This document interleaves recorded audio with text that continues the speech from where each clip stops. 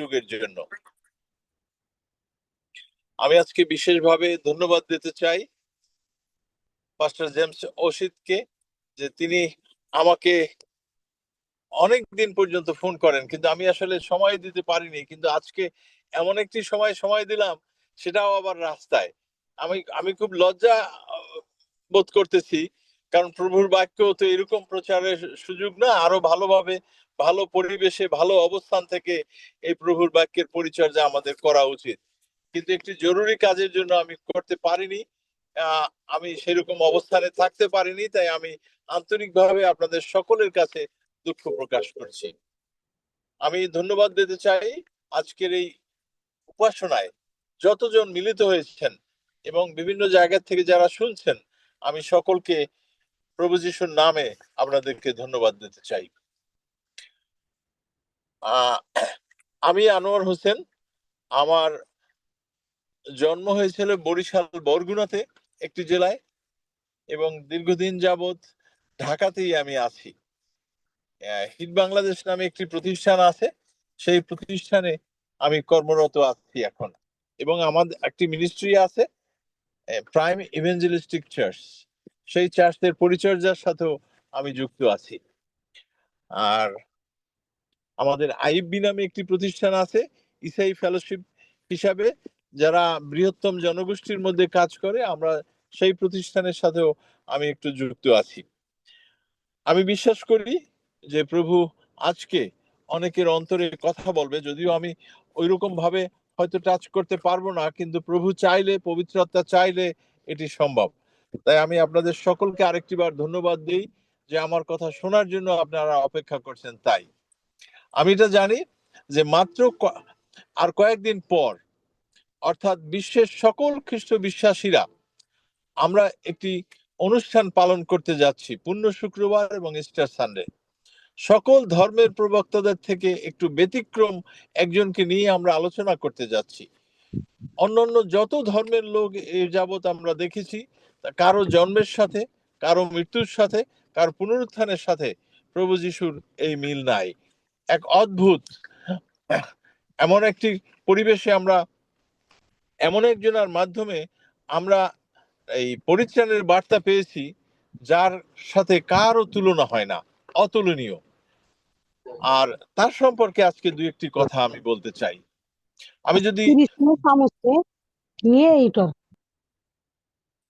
আমি যদি যোহন লিখিত সুসমাচারের 10 অধ্যায় দেখি, এই অংশটি খুলি, তাহলে একটি বিশেষ অংশ আমরা দেখতে পাই। যোহন 9 অধ্যায় আমরা একজন অন্ধ ভিক্ষুককে দেখতে পাই, এবং যিশু তাকে দৃষ্টিশক্তি দান করেন।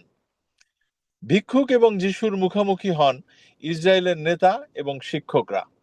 তারা ভিক্ষুককে বাইরে ফেলে দেয় এবং তারা যিশুকে হত্যা করার পরিকল্পনা করে। আমরা যখন 10 অধ্যায়ে আসি, তখন যিশু এখানেও তাদের সাথে কথা বলছেন। অন্ধ লোকটি এখনো সেখানে আছে, শিষ্যরা সেখানে আছে, জনতা, ফরাসিরা, ব্যবস্থাপক, শিক্ষকরা এবং নেতারা এখনো সেখানে আছে। তাদের কাছে যিশু একটি বর্ণনা শুরু করলেন, এবং সেটি হচ্ছে যোহন 10 অধ্যায় 11 পদ। আমি উত্তম মেষপালক। প্রভু যিশু বলেন যে আমি উত্তম মেষপালক। আর এই বিষয়ে দুই একটি কথা আমি আপনাদের সামনে আজকে উপস্থাপন করতে চাই। যিশু বলেন আমি উত্তম মেষপালক। ইসরায়েলের লোকদের কাছে মেষপালক খুবই পরিচিত।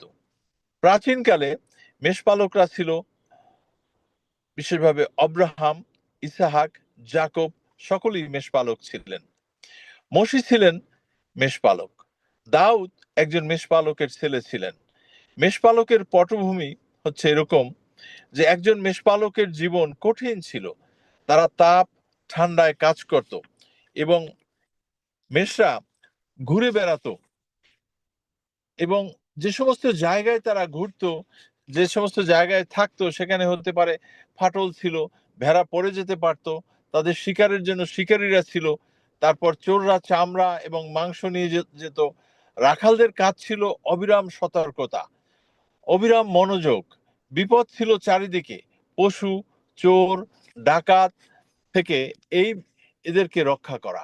এই চ্যালেঞ্জিং কাজ সত্ত্বেও একজন রাখাল তার পালকে রক্ষা করে, যোগান দেয়, লালন পালন করে, যত্ন করে, নেতৃত্ব দেয়, পথ দেখায় এবং সংখ্যা বৃদ্ধি করার জন্য দায়িত্ব পালন করে। তৎকালীন মেষপালকের বিপদ ছিল চারিদিকে, পশু, চোর এবং ডাকাতদের কাছ থেকে রক্ষা করা। এই চ্যালেঞ্জিং কাজ সত্ত্বেও একজন রাখাল তার পালকে রক্ষা করে, যোগান দেয়, লালন পালন করে, যত্ন করে, নেতৃত্ব দেয়, পথ দেখায় এবং সংখ্যা বৃদ্ধি করার জন্য চেষ্টা করে। আমি এই এই অংশটি এই জন্য পাঠ করলাম। আজকে আমরা অনেকেই কিন্তু মেষপালকের দায়িত্ব পালন করছি। কেউ কেউ স্বঘোষিত, কেউ কেউ মণ্ডলী কর্তৃক, কেউ কেউ মিশন কর্তৃক, কেউ কেউ সমাজ কর্তৃক, বিভিন্নভাবে আমরা দায়িত্ব পালন করছি। আপনি হয়তো পরিবারে মেষপালক, আপনি হয়তো সমাজের মেষপালক, আপনি হয়তো মণ্ডলীর মেষপালক, আপনি হয়তো একটি সংগঠনের মেষপালক, আপনি হয়তো একটি প্রতিষ্ঠানের মেষপালক। যিশু বলেন, আমি উত্তম মেষপালক। আপনি কি বলতে পারেন আমি উত্তম মেষপালক? অথবা আপনি কি বলতে পারেন আমি এই পরিবারের একজন উত্তম পালক, আমি এই মণ্ডলীর একজন উত্তম পালক, আমি এই সমাজের একজন উত্তম পালক, আমি এই সংগঠনের একজন উত্তম পালক, আমি এই প্রতিষ্ঠানের একজন উত্তম পালক। একথা যদি বলতে পারতাম আমরা সকলে, তাহলে আমার মনে হয় আমাদের সমাজ, মণ্ডলী, পরিবার অনেক দূর আমরা এগিয়ে যেতে পারতাম। প্রশ্ন আনোয়ারের কাছে প্রথম, যে আপনি কি মেষদের রক্ষা করার জন্য যথেষ্ট পদক্ষেপ গ্রহণ করেছেন? আপনি কি মেষদের যোগান দিচ্ছেন? আপনি কি মেষদের লালন পালন করছেন? আপনি কি আপনার মেষদের যত্ন নিচ্ছেন? আপনি কি আপনার মেষদের নেতৃত্ব দিচ্ছেন? আপনি কি আপনার মেষদের পথ দেখাচ্ছেন? এবং আপনি কি মেষদের সংখ্যা বৃদ্ধির জন্য প্রয়োজনীয় ব্যবস্থা নিচ্ছেন? আপনারা অনেকেই দাবি করেন যে আমরা 250 অথবা কেউ কেউ বলে 450 বছরের ইতিহাস, খ্রিস্ট ইতিহাস, এবং ইতিহাস 1000 বছরের হলো কি হবে যদি আপনি আমি আমরা দায়িত্ব পালন না করি? খ্রিস্টদের ভাই ও বোনেরা, আপনি কিন্তু মনোনীত। প্রথম পিতর 2:9 পদে স্পষ্ট লেখা আছে, কিন্তু তোমরা মনোনীত বংশ, রাজকীয় যাজকবর্গ, পবিত্র জাতি, ঈশ্বরের নিজস্ব প্রজাবৃন্দ, যেন তারই গুণকীর্তন করো, যিনি তোমাদেরকে অন্ধকার হইতে আপনার আশ্চর্য জ্যোতির মধ্যে আহ্বান করেছেন। মনোনীত লোকদের দায়িত্ব পালন করতে হবে। আপনি আমি যতই বলি না কেন আমরা মনোনীত, কিন্তু শুধু এর বললে হবে না, আমাদের কিন্তু দায়িত্ব পালন করতে হবে। আমরা টাইটানিকের গল্প সবাই জানি। টাইটানিক জাহাজটা যখন ডুবে যাচ্ছিল, তখন কিন্তু এই টাইটানিক থেকে তারা যাতে উদ্ধার পেতে পারে এজন্য একটি সংকেত দিয়েছিল যে আমাদেরকে রক্ষা করো। জাহাজের নাবিকরা যে পদ্ধতিতে, যে প্রক্রিয়ায় তারা এই সংকেত দিয়ে থাকে, টাইটানিক জাহাজের নাবিকও ঠিক তদ্রূপ এরকম একটি বার্তা দিয়েছিল। আর আমি কথা বলতে চাই, টাইটানিক ডুবে যাওয়ার সময় তার পাশে 3টি জাহাজ ছিল এবং তারা দ্রুত এগিয়ে আসলে সকল যাত্রীদের উদ্ধার করা সম্ভব ছিল। প্রথম যে জাহাজটি তাদের কাছে ছিল, সব থেকে কাছের যে জাহাজটি ছিল, তার নাম ছিল সিমসম এবং দূরত্ব ছিল মাত্র 7 মাইল। বিপদ সংকেত জেনেও উদ্ধার করতে আসেনি, কারণ তারা অবৈধভাবে শিল মাছ ধরেছে। উদ্ধার কাজে আসলে তারা ধরা পড়তে পারে, এই কারণে তারা কিন্তু এই উদ্ধার কাজে এগিয়ে আসেনি। দ্বিতীয়ত ছিল আরেকটি জাহাজ, তার নাম ছিল ক্যালিফোর্নিয়া এবং তার দূরত্ব ছিল 14 মাইল। এদেরও বিপদ সংকেত পেয়েছিল, কিন্তু ঝুঁকি না নিয়ে নীরব ছিল, কারণ ঝুঁকি নিতে তারা পছন্দ করেননি এবং সে আসেও নাই এটাকে রক্ষা করার জন্য। তৃতীয় যে জাহাজটি ছিল তার নাম ছিল কার্পাথিয়া, দূরত্ব ছিল 58 মাইল।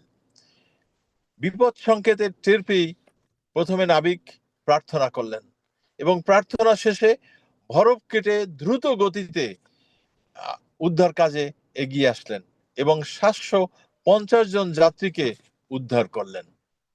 জাহাজটির নাবিকের চরিত্র, তিনটি জাহাজের 3 রকম চরিত্র আমরা এখানে দেখতে পাই। প্রথমটি, তিনি কুকর্ম ধরা পড়বে এইটা ভেবে তিনি কিন্তু কাজে এগিয়ে আসেননি, উদ্ধার কাজে এগিয়ে আসেননি।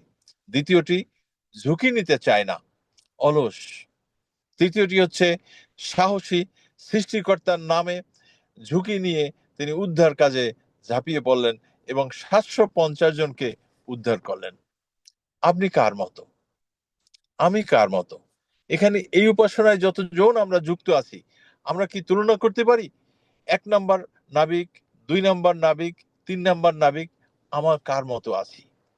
সবশেষে আমরা একথা বলতে পারি কিনা যে আমাদের 3 নম্বর নাবিকের মতো হবে, সাহসের সাথে এগিয়ে যেতে হবে, সৃষ্টিকর্তার কাছে প্রার্থনা করতে হবে এবং যত বিপদ আসুক না কেন ঝুঁকি নিয়ে ঝাঁপিয়ে পড়তে হবে যেন অন্যকে উদ্ধার করা যায়। আর যদি সে উদ্ধার করা না যায়, তাহলে আমি কিসের মনোনীত? কিসের কারণে আমি মনোনীত হলাম? আমি মনোনীত হয়েছি কেন? যেন এই গ্রেট কমিশন ফুলফিল করতে পারি।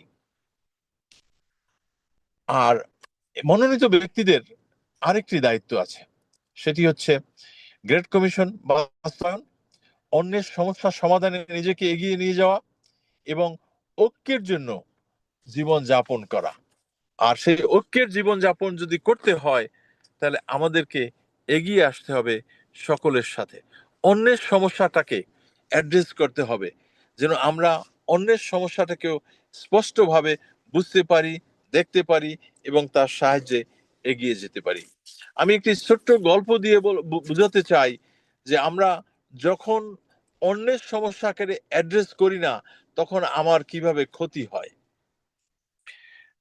গল্পটা কেউ নেগেটিভলি নেবেন না। একটা বাড়িতে আমরা জানি ছাগল, গরু, মোরগ অনেক কিছু থাকে এবং সেই বাড়িতে একটি ইঁদুর ঢুকেছিল। ইঁদুর ঢোকার পরে ওই বাড়ির কর্তা যিনি, তিনি চিন্তা করলেন ইঁদুরটাকে কিভাবে মারা যায়। তিনি বাজারে গেলেন, বাজারে গিয়ে একটা ইঁদুরের মারার একটা ফাঁদ কিনে নিয়ে আসলেন, যাকে আমরা গ্রামে বলি ইঁদুর মারা কল। এমন একটি কল তিনি নিয়ে আসলেন, নিয়ে এসে বাড়িতে যে ওই ইঁদুরটা যেখানে আছে তার কাছাকাছি রাখলেন। কিন্তু ইঁদুরটা দেখতে পেল যে বাড়ির মালিক তাকে মারার জন্য একটি ফাঁদ ওখানে পেতেছেন।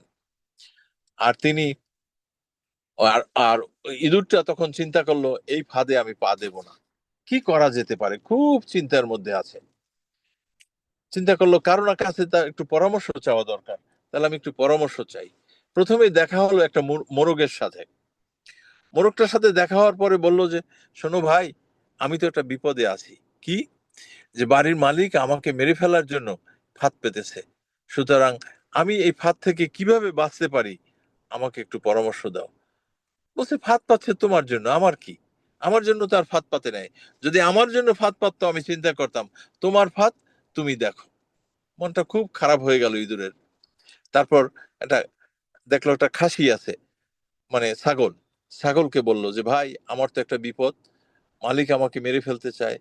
বলছে, তোমাকে মারতে চায়, আমাকে তো মারতে চায় না, সুতরাং এটা নিয়ে আমার সাথে আলোচনা করো না, তোমার সমস্যা তুমি দেখো। তারপর ওই বাড়ির যে একটা গরু ছিল, সেই গরুর কাছে গেল এবং তাকে বলল যে, ভাই, আমাকে রক্ষা করো। কাল কেন? কোত্থেকে? যে আমাকে মালিক মেরে ফেলতে চায়। কারণ না, মালিক তো খুব ভালো মানুষ, নিয়মিত আমাকে ঘাস দিচ্ছে, পানি দিচ্ছে, আমার যত্ন নিচ্ছে, আমাকে গোসল করাচ্ছে। সেই মালিকের বিরুদ্ধে তুমি কথা বলছো?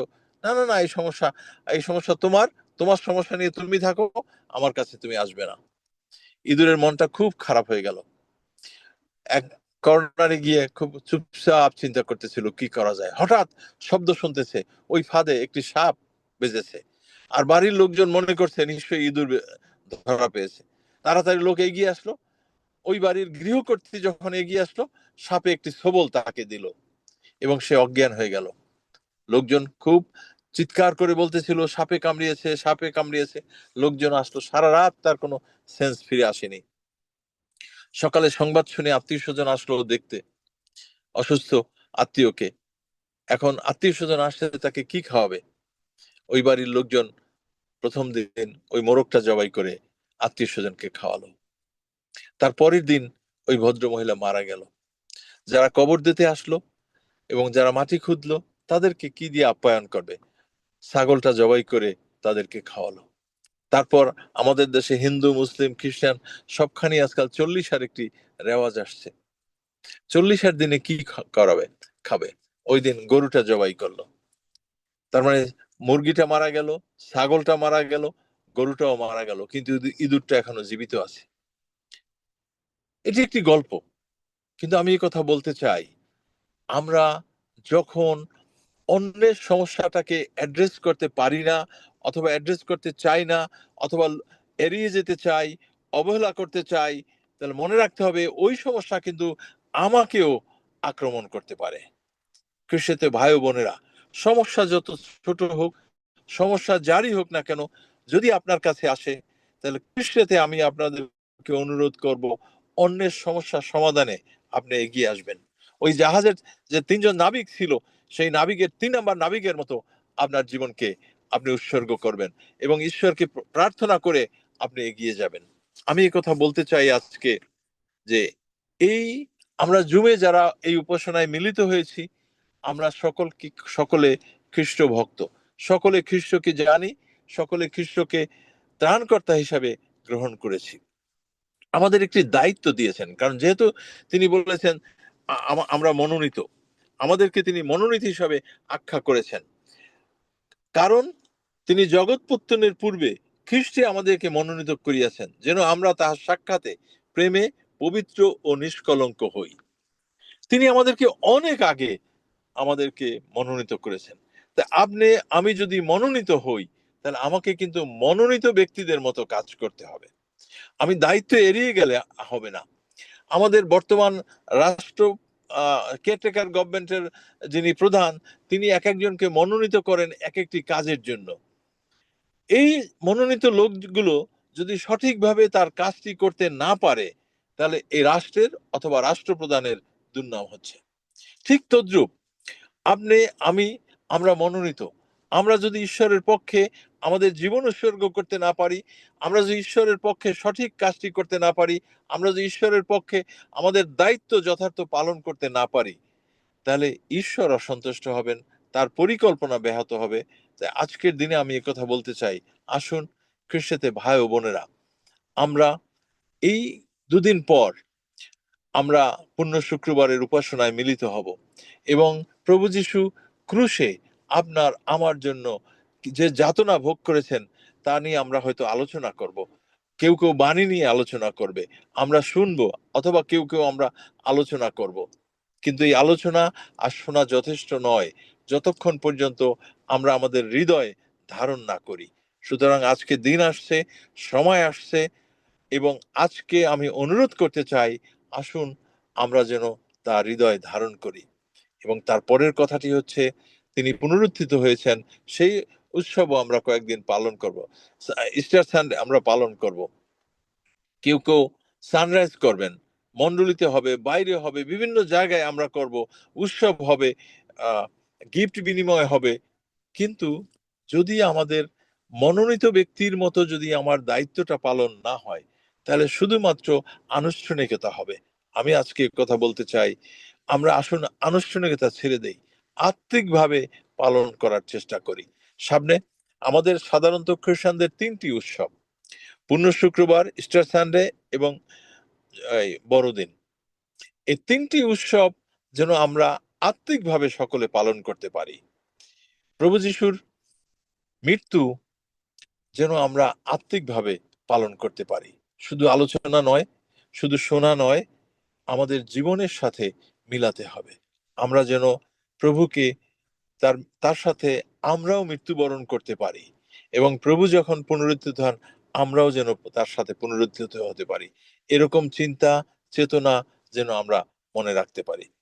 খ্রিস্টিত ভাই ও বোনেরা, আমি একই জায়গায় বারবার ঘুরতেছি শুধু আমাদের দায়িত্বের কথা বলতে। আপনি হতে পারে দায়িত্বপ্রাপ্ত আছেন, আপনি হতে পারে আপনার পরিবারের দায়িত্বপ্রাপ্ত আছেন, আপনি হয়তো একটি সমাজের দায়িত্বপ্রাপ্ত আছেন, আপনি একটি প্রতিষ্ঠানের দায়িত্বপ্রাপ্ত আছেন। দায়িত্ব আপনাকে যথার্থভাবে পালন করতে হবে।